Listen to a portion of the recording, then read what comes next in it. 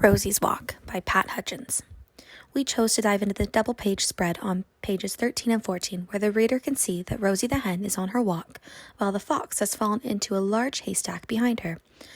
Other animals, including a goat and 2 mice, are present within the spread. This image bleeds to the end of the pages, suggesting that Rosie's walk is continuing on past this page. In addition, the illustrator treats the double spread of the verso and recto as a single reality throughout the story. Throughout our 2-page spread and throughout the entire book, we notice the relation between the characters of the book's actions and a lesson we were taught in school. In the book, the fox is following the chicken and trying to catch the chicken, and we related this to in school: if someone is bothering you or bullying you, if you just ignore them, eventually they will stop. And as the story continues, the chicken ignores the fox eventually goes away and stops trying to catch the chicken. In How Texts Teach What Readers Learn, Margaret Meek discusses world-to-text connections, what readers make with the stories they read. And this is what we did while reading Rosie's Walk, and how children may relate to the story as well. What Texts Teach is a process of discovery for readers, not a program of instructions for teachers. By Margaret Meek. I would like to focus my attention on the goat and the chicken. I can see in the 2-page spread of the goat is wearing a collar and is attached to a wooden stake, whereas the chicken is walking freely.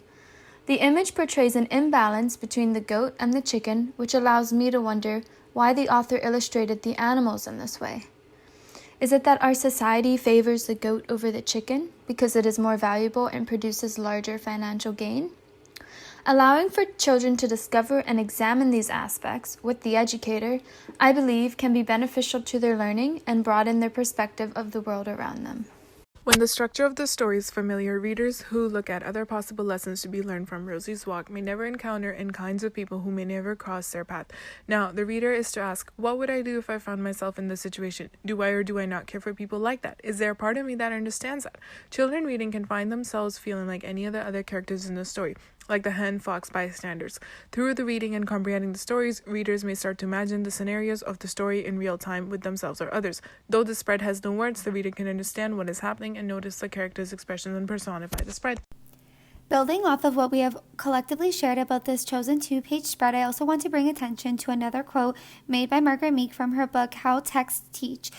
Learn to read a book as distinct from simply recognizing the words on the page. A young reader has to become both the teller, picking up the author's view and voice, and the told, the recipient of the story, the interpreter.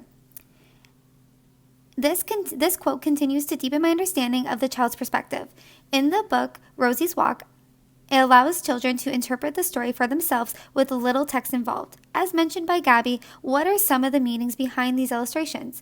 Children are able to learn these meanings for themselves with help from educators. Rosie's Walk is a good book because it teaches the readers a lesson.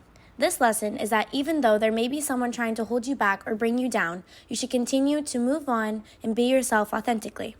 Additionally, what makes this a good book is that it isn't an instructional book for teachers to use with children.